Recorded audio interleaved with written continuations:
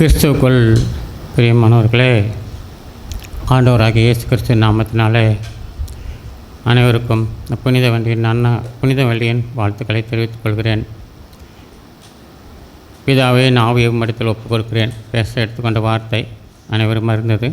இது ஒரு மன்றாட்டின் வார்த்தை, இது ஜெபமானது.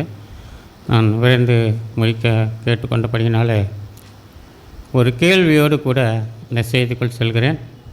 நம்மிடம் உள்ள ஒரு பொருளை, முக்கியமான ஒரு பொருளை நாம் யாரிடத்தில் ஒப்புக் கொடுப்போம்? முதலாவது செய்தி பார்த்திங்கன்னா, நம்மளை ஜீவனை பாதுகாக்கும் இடம் எது? ஜீவனுக்கு அதிபதியானவர் பிதா. ஜீவனுக்கு அதிபதியான பிதா கிறிஸ்துவாகிய திரியேக தெய்வனும் அதை அறிந்திருக்கிறபடினால அவர் தன்னுடைய ஆவியை பிதாவினிடத்தில் ஒப்பு கொடுத்தார்.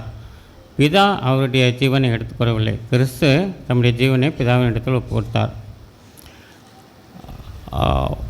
பரிசேயர்கள் இங்கே ஆண்டவர் ஊழியம் செய்யும் காலங்களில் பரிசேயர்கள் பல முறை அவரை கொல்ல எத்தனித்தார்கள். ஆனால் அவர் அதுக்கு இடம் கொடுக்கவில்லை, விலகி சென்று விட்டார்.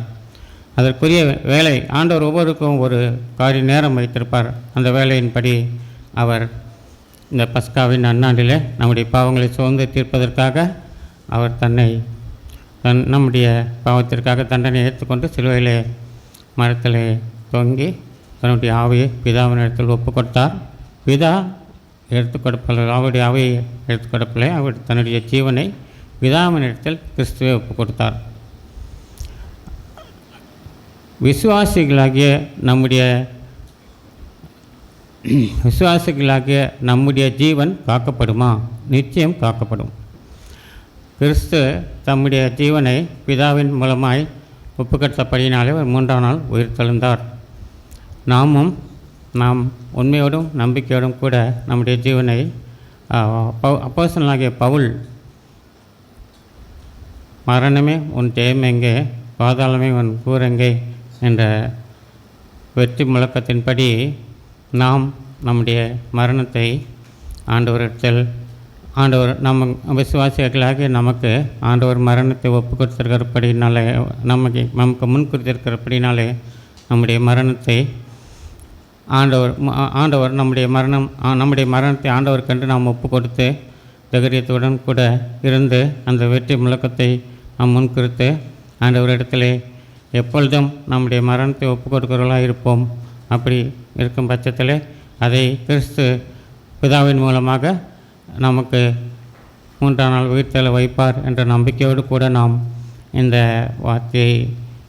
இந்த செய்தியை நாம் ஏற்றுக்கொள்வோம். அதை கர்த்தர் நமக்கு செய்வார். நமக்கு ஒப்பு கொடுப்பதிலே நாம் முக்கியமாய் நாம் இதிலே உண்மை உள்ளவர்களாக இருப்போம் என்பதை இதன் மூலமாக நான் தெரிவித்துக்கொள்ள விரும்புகிறேன். கர்த்தருக்கு மகிமை உண்டாதாக. ரொம்ப ஷார்ட் அண்ட் ஸ்வீட்டாக அந்த வார்த்தையினுடைய சாராம்சத்தை அவர் நம்மோடு கூட பகிர்ந்து கொண்டார். ஏன் அவர் பிதாவினிடத்திலே தன்னுடைய ஜீவனை ஒப்படைத்தார் என்றால், பிதா ஜீவனின் அதிபதி என்பதை நாம் ஒவ்வொருவரும் விளங்கி கொள்ள வேண்டாம்.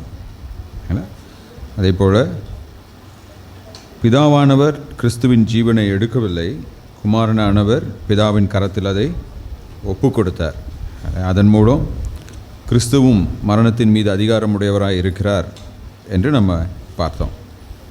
நாமும் கிறிஸ்துவை போல நம்முடைய ஜீவனை கடவுளின் கரத்திலே அர்ப்பணிக்கும் போது எவ்வாறு பிதாவானவர் குமாரனை உயிர்ப்பித்தாரோ அதே போல் நாமும் உயிர்ப்பிக்கப்படுவோம் என்பதையும் நம்ம கற்றுக்கொண்டோம்.